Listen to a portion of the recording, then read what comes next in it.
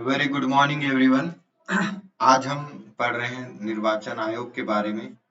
Election commission recently recently जो है Lok Sabha plus विधानसभा के इलेक्शन नियर बाय में है। और लोकसभा चुनाव जो है लोकसभा चुनाव 2024 और साथ ही साथ विधानसभा के चुनाव रिसेंटली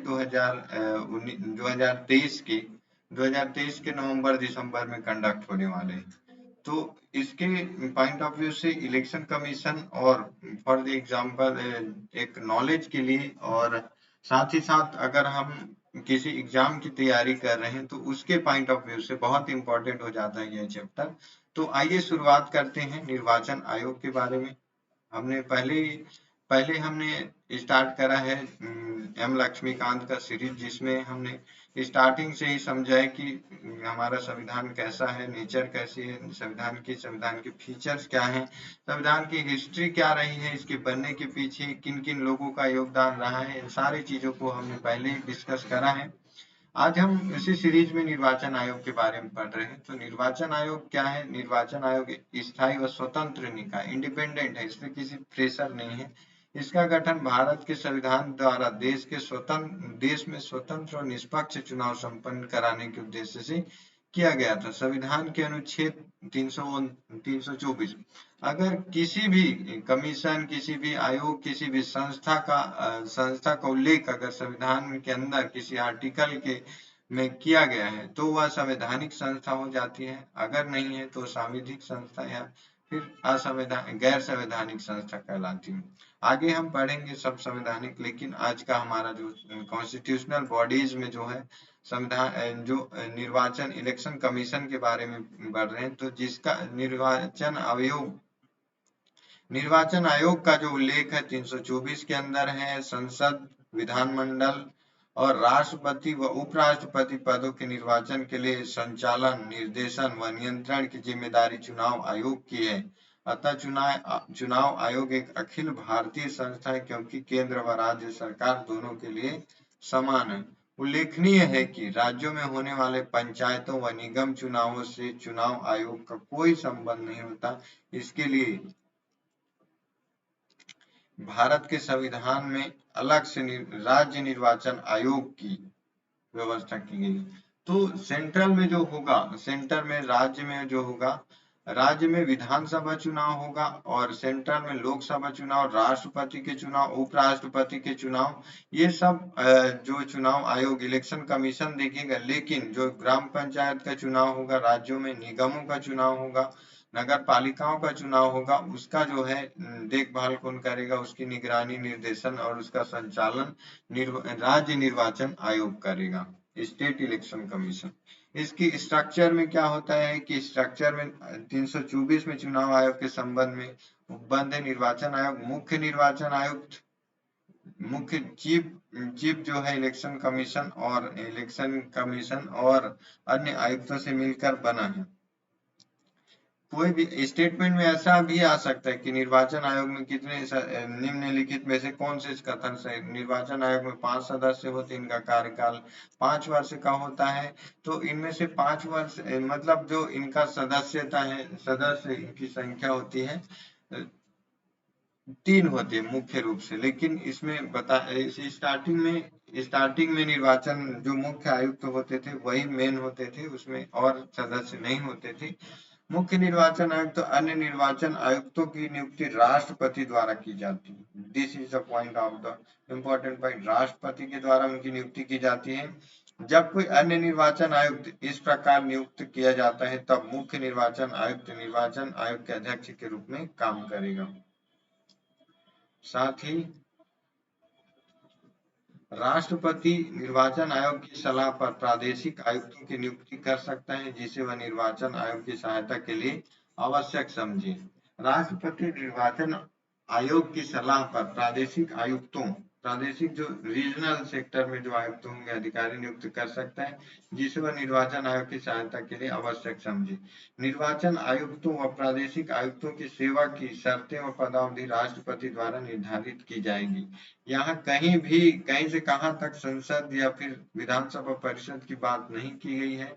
आपको आपको क्वेश्चन में घुमाया जा सकता है कि निर्वाचन आयोग तो प्रादेशिक आयुक्तों की सेवा शर्तों के बारे में संसद निर्धारित करता है, तो उसमें हमें कंफ्यूजन क्रिएट होता है कि मे भी कि सारे काम जो हमें लगता है कि सारे काम सारे नियम कानून जो संसद बनाती, तो ऐसा नहीं है। यहाँ पे उनके शर्त, सेवा की शर्त क्या होगी, उनकी पदावधि क्या होगा, राष्ट्रपति द्वारा, हालांकि राष्ट्रपति अपनी स्वविवेक से नहीं करेगा, इस मंत्रिपरिषद की सलाह पर करेगा, लेकिन यहाँ पर जो है राष्ट्रपति नाम लिया गया, राष्ट्रपति द्वारा निर्धारित की जाएगी। 1950 से 15 अक्टूबर 1989 तक निर्वाचन आयोग एक सदस्य के रूप निकाय के रूप में कार्य करता था, जिसमें केवल एक मुख्य निर्वाचन अधिकारी होता था। मत देने की न्यूनतम आयु 21 से 18 वर्ष करने के बाद 16 अक्टूबर 1989 को राष्ट्रपति ने आयोग के काम के भार को कम करने के लिए 2 अन्य निर्वाचन आयुक्तों को नियुक्त किया। इसके बाद संस्था जो है आयोग बहुसदस्यीय संस्थाओं के रूप में कार्य करने लगा, जिसमें 3 निर्वाचन आयुक्त हैं। हालांकि 1990 में 2 निर्वाचन आयुक्तों के पद को समाप्त कर दिया गया और स्थिति इस बार पहले की तरह हो गई। एक बार फिर अक्टूबर 1993 में 2 निर्वाचन आयुक्तों को नियुक्त किया गया। इसके बाद से अब तक आयोग बहुसंख्यक बहुसदस्यीय संस्था के तौर पर काम कर रहे हैं, जिसमें 3 मुख्य निर्वाचन आयुक्त हैं। मुख्य निर्वाचन आयुक्त व 2 अन्य निर्वाचन आयुक्तों के पास समान शक्तियां होती हैं तथा उनके वेतन और भत्ते दूसरे अनुलाभ भी एक समान होते हैं, जो सर्वोच्च न्यायालय के न्यायाधीश के समान होते हैं। ऐसी स्थिति में जब मुख्य निर्वाचन आयुक्त व अन्य 2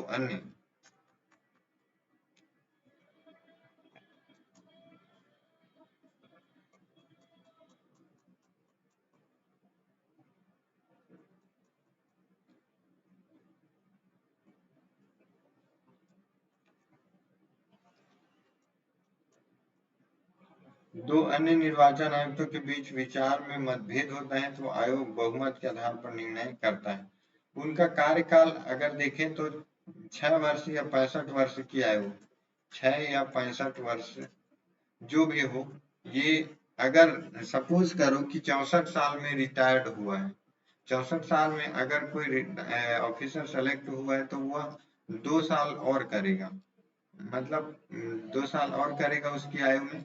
अगर वह जो है 60 वर्ष में नियुक्त किया गया है, तो वह जो है 66 मतलब 59 ईयर में अगर करा है, तो अपने 65 वर्ष पूरा होने और साथ ही 6 वर्ष दोनों पूरा होने तक की आयु में जॉब कर सकता है और आयुक्त हो सकता है। किसी भी समय त्याग पत्र दे सकता है या उन्हें कार्यकाल समाप्त होने से पूर्व भी हटाया जा सकता है।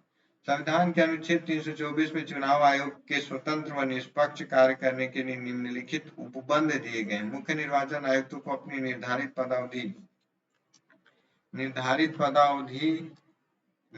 पदावधि में काम करने की सुरक्षा है। मुख्य निर्वाचन आयुक्त को उसके पद से उसकी रीति व उन्हीं आधारों पर हटाया जा सकता है जिस रीति व आधारों पर उच्चतम न्यायालय के न्यायाधीशों को हटाया जा सकता है, अन्यथा नहीं। दूसरे शब्दों में दुर्व्यवहार, अक्षमता, असक्षमता के आधार पर संसद के दोनों सदनों द्वारा विशेष बहुमत संकल्प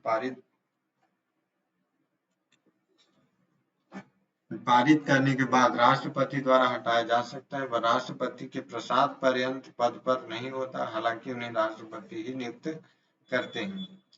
मुख्य निर्वाचन आयुक्त की सेवा की शर्तों में उसकी नियुक्ति के पश्चात उसके लिए अलाभकारी परिवर्तन नहीं किया जा सकता।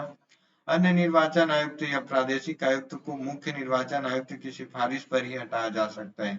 हालांकि निर्वाचन आयोग को स्वतंत्र व निष्पक्ष काम करने के लिए संविधान के दिशा निर्देश दिए गए हैं, लेकिन कुछ दोष भी हैं। संविधान में निर्वाचन आयोग के सदस्यों की आर्यता विधिक, शैक्षणिक, न्यायिक एवं प्रशासनिक संविधान में निर्धारित नहीं की गई है। संविधान में यह निर्धारित नहीं किया गया है कि वह जो निर्वाचन आयुक्त बनेगा उसकी शैक्षणिक योग्यता क्या होगी, उसमें किस तरह से स्किल होनी चाहिए, किस तरह से गुण होनी चाहिए, किस तरह से शैक्षणिक उसमें योग्यता होनी चाहिए। विधिक, शैक्षिक, प्रशासनिक, न्याय संविधान में निर्धारित नहीं किया गया। संविधान में इस बात को उल्लेख नहीं किया गया है कि निर्वाचन आयोग के सदस्यों की पदावधि कितनी है। संविधान के में सेवानिवृत्ति के बाद निर्वाचन आयुक्तों को सरकार द्वारा अन्य नियुक्तियों पर रोक लगाई गई है।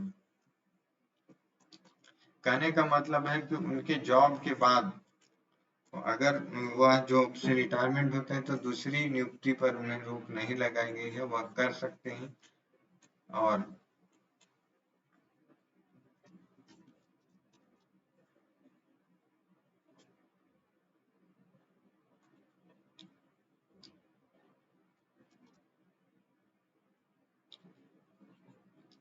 इनकी पावर्स और फंक्शन क्या है। संसद राज्य की विधानमंडल, राष्ट्रपति व उपराष्ट्रपति के पदों के निर्वाचन के संदर्भ में चुनाव आयोग की शक्ति व कार्यों को तीन श्रेणियों, प्रशासनिक, सलाहकारी, अर्ध सलाहकारी, अर्ध न्यायिक विस्तार में शक्ति व कार्य इस प्रकार है। संसद के परिसीमन आयोग अधिनियम के आधार पर समस्त भारत के निर्वाचन क्षेत्रों में भूभाग का निर्धारण करना, समय समय पर निर्वाचक नामावली तैयार करना और सभी योग्य मतदाताओं को पंजीकृत करना। राजनीति निर्वाचन की तिथि, निर्वाचक नामावली तैयार करना और योग्य मतदाताओं को पंजीकृत करना, निर्वाचन की तिथि और समय सारणी निर्धारित करना एवं नामांकन पत्रों का परीक्षण करना, राजनीतिक दलों को मान्यता प्रदान करना एवं निर्वाचन चिन्ह आवंटित करना, राजनीतिक दलों को मान्यता प्रदान करने और चुनाव चिन्ह देने के मामले में विवाद के समाधान के लिए न्यायालय की तरह काम करना, निर्वाचन व्यवस्था से संबंधित विवाद की जांच के लिए अधिकारी नियुक्त करना, निर्वाचन के समय दलों व उम्मीदवारों के लिए आचार संहिता निर्मित करना, सेना लाना, आचार संहिता लगाना, ये सारे जो है निर्वाचन आयोग का काम होता है। निर्वाचन के समय राजनीतिक दलों को नीतियों के प्रचार के लिए रेडियो टीवी कार्यक्रम सूची निर्मित करना, संसद सदस्यों की निहरियता से संबंधित मामलों पर राष्ट्रपति को सलाह देगा।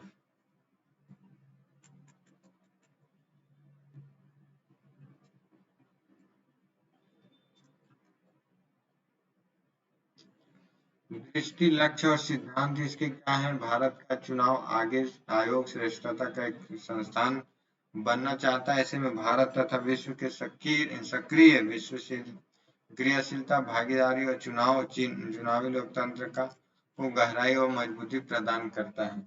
लक्ष्य तो भारत का चुनाव आयोग स्वतंत्र, स्वायत्तता व अखंडता को बनाए रखना चाहता है और यह स्टेक होल्डर की उपलब्धता, सुनिश्चितता व गैर लाभकारी को सुनिश्चित करता है। यह स्वतंत्र, दोषयुक्त तथा पारदर्शी चुनाव को संपन्न कराने के लिए उच्चतम पेशेवर मानदंडों को का पालन करना होता है ताकि सरकार व चुनावी लोकतंत्र में विश्वास मजबूत हो।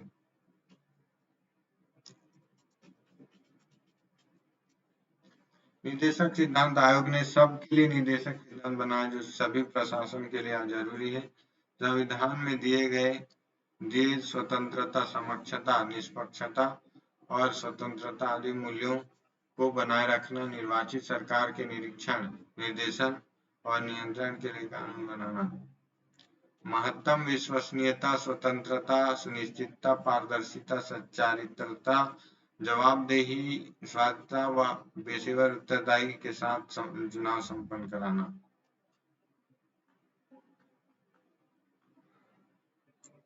देश की चुनावी व्यवस्था में लोगों के विश्वास और भरोसे को बनाए रखने और मजबूती प्रदान करने के लिए लोकतांत्रिक मजबूती करना।